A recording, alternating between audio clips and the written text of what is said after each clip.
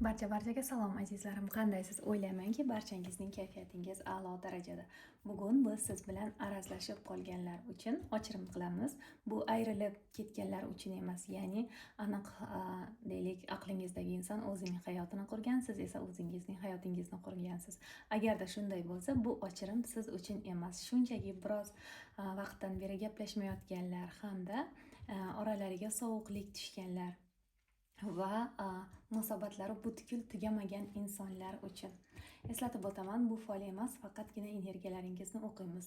Bugun ikkita variant qilamiz. Bu birinchi variantimiz bo'ladi. Bunisi esa ikkinchi variantimiz. Agarda tayyor bo'lsangiz, men birinchi variantdan boshlayman. Xohlasangiz videoni to'xtatib turib bitta variant tanlab olishingiz mumkin. Aqlingizga o'sha insonni keltiring. Xohlasangiz ismini aytsangiz ham bo'ladi. Demak, eng avvalo bu qanday inson, shuni ko'ramiz.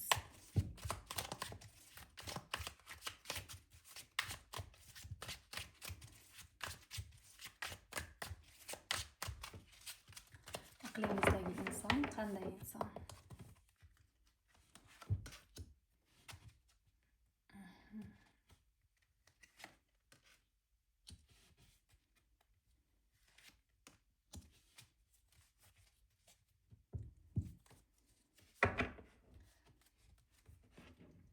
Bir qismingiz uchun bu oilali inson yoki sizning turmush qurgan insoningiz bo'lishi mumkin. Balki biroz vaqt bu inson bilan yashagan bo'lish ehtimolingiz bor, ammo bu yerda ko'proq oilali erkak tushmoqda. Balki bu sizning eski turmush o'rtog'ingizdir. Bu qanday inson deb so'raganimda, juda ham hayotda balki qiyinchiliklar ko'rgan, doim qandaydir bir tanlov o'rtasida turgan inson. Deylik, onasi va siz yoki boshqa bir ayol va siz o'rtangizda har doim hayotda tanlashi kerak bo'lgan inson. Va hayotda qiyinchiliklar ko'rgan, doim biror narsa qilishdan oldin qo'rquvlari bo'ladi bu insonni. Pashshadan fil yasaydigan odat ham bo'lishi mumkin. Deylik, ko'rib turganingizdek kartada aslida ozgina yaralagan bitta qilich bor, ammo atrofidagilar ham menga keladi deb o'ylaydi. Ammo keladimi yoki yo'qmi noma'lum. Ya'ni juda ham bir qo'rqoqroq, chunki hayotida ko'p qiyinchilik ko'rgandan keyin inson qatiqni ham puflab ichadi deydi-yu, xuddi shunaqa bo'lishi mumkin bu inson. Bu yerda ko'proq egizaklar burjining energiyasi ko'proq hamda qo'y burji va buzoq burji energiyasi ko'proq bu yerda. Demak, yarashuv bormi? Shuni ko'ramiz. Aqlingizdagi inson bilan orangizda yarashuv bormi?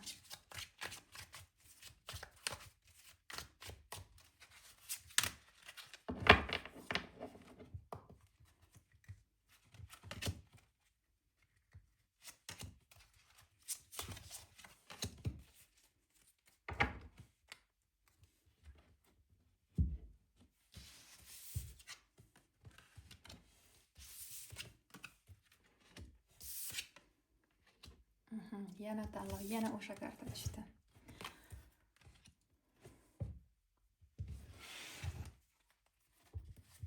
Yana bitta karta tashlayman.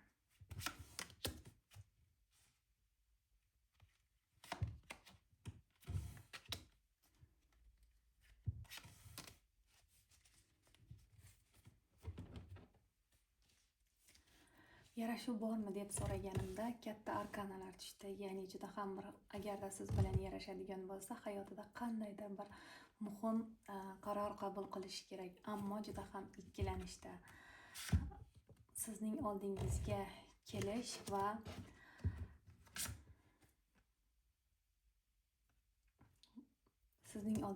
kelish va qandaydir boshqa bir munosabatlar, yana qandaydir boshqa insonlar bilan munosabatlari, balki bu ish hayotidagi munosabat yoki sizdan tashqari boshqa ayol bilan bog'liq bo'lgan munosabatlari o'rtasida turib qolishi mumkin.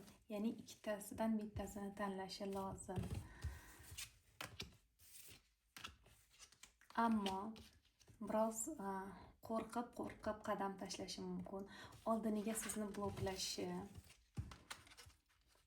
ya'ni sizdan biroz uzoqlashishi mumkin. Balki hozir ham anchagina uzoqlashgan bo'lishi mumkin sizdan. Ammo taqdirning qaysidir bir vaziyati sababli albatta sizga qandaydir bir siz bilan yarashish uchun imkoniyat qidiradi. Chunki uning qalbida sizga nisbatan sevgi uchquni haliyam bor. Sizga bir qadam tashlaydimi?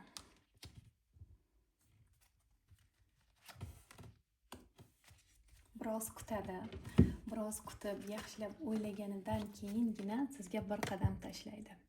Ko'rib turganingizdek, agarda kartani ko'rayotgan bo'lsangiz, erkak kishi ayolga taklif bilan kelmoqda.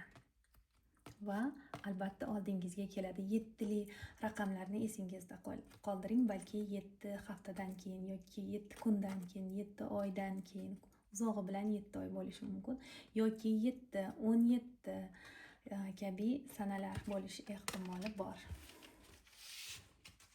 Biroz kutasiz. Ana endi ikkinchi variantimiz. Ikkinchi variantni tanlaganlar uchun aqlingizdagi inson qanday inson? Oldin shuni ko'ramiz. To'g'ri variantni tanlaganingizga amin bo'lishingiz uchun.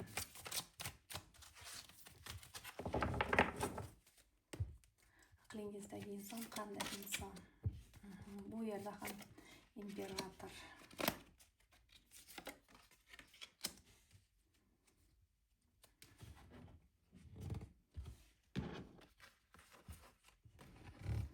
Aqlingizdagi inson balki qandaydir bir boshqaruv lavozimida ishlashi mumkin yoki harbiy, davlat ishiga oid ishlarda ishlagan bo'lishi mumkin yoki hozir ham ishlayapti. Yoki bo'lmasam oilaning kattasi yoki oiladagilar aynan uning qo'liga qarab qolgan bo'lishi mumkin. Juda ham bir boshqalarni o'ziga bo'ysundirishni sevadigan inson. Balki yuqori lavozimlarda ishlashi mumkin bu inson. Sizdan biroz yoshi kattaroq bo'lishi ham mumkin yoki xarakteri xuddi ertadan qarigan deydi-yu, xuddi shunaqa bo'lishi mumkin. Va doimo o'zini aytganini qiladi, boshqalarning fikriga qaramaydi. Maslahat so'rashi mumkin, ammo bergan maslahatlaringizga quloq solmasdan yana o'zini aytganini qiladigan inson. Va hayotida qandaydir bir doimo unga nisbatan zarbalar bo'lishi mumkin. Ya'ni hayotda doim zarba yeydigan inson. Chunki bunga sabab o'zining xarakteri va kutilmagan qandaydir bir voqealar bo'lishi mumkin. Shunaqa insonlar bo'ladi o'zi, har doim qandaydir bir halokatga uchraydigan yoki doim yiqilib tushib yuradigan, kutilmagan qandaydir bir omadsiz vaziyatlar bu insonga xuddi yopishib olgandek.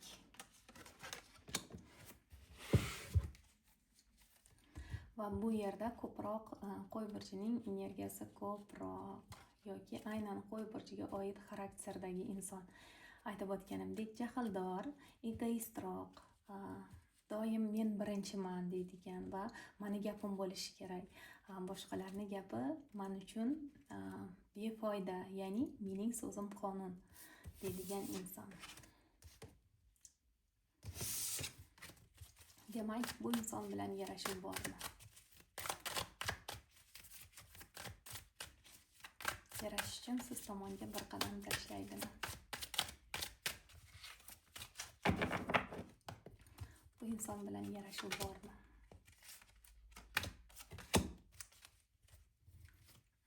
Bu inson ham tanlovda. Ikkilanishlari bor.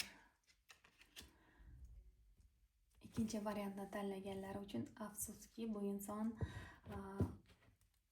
siz tomonga hali beri yarashish uchun bir qadam tashlaydigan inson bo'lib ko'rinmayapti.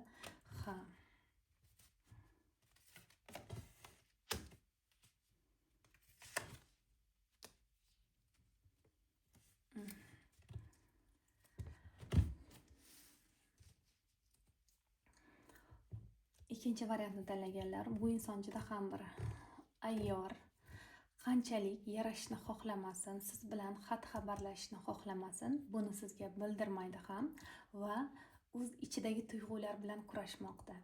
Yarashaymi, yarashmaymi kabi xuddi sirkchilar bo'ladi-yu, ikkita to'pni aylantiradigan, 3-4 ta to'pni aylantiradigan. Xuddi muvozanatda qolishga harakat qiladi, ya'ni shu hozirgi vaziyatingizga moslashishga harakat qilmoqda, sizsizlikka, ya'ni sizsiz yashashga, siz bilan munosabatlarsiz yashashga harakat qilmoqda bu yerda. Tuyg'ularini ham yopib olgan.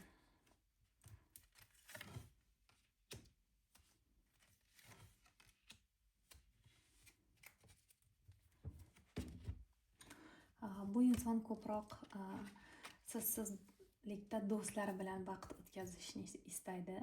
Balki orangizda qandaydir bir uchinchi inson bo'lishi mumkin. Bu ayol kishi, balki bu uning onasi yoki opasi bo'lishi ham mumkin. Juda ham kichik bir qismingiz uchun raqibangiz bo'lish ehtimoli bor. Aynan shu inson bilan munosabat siz yo'qligingizni bildirmaslik uchun ham aynan bu inson bilan vaqt o'tkazishga harakat qiladi. Balki bu uning turmush o'rtog'i bo'lishi ham mumkin. Ya'ni oilali erkakni ko'rayotgan bo'lishingiz mumkin bu variantda. Demak, bugungi raskladimiz tugadi. Barchangizga katta rahmat. Obuna bo'lishni unutmang.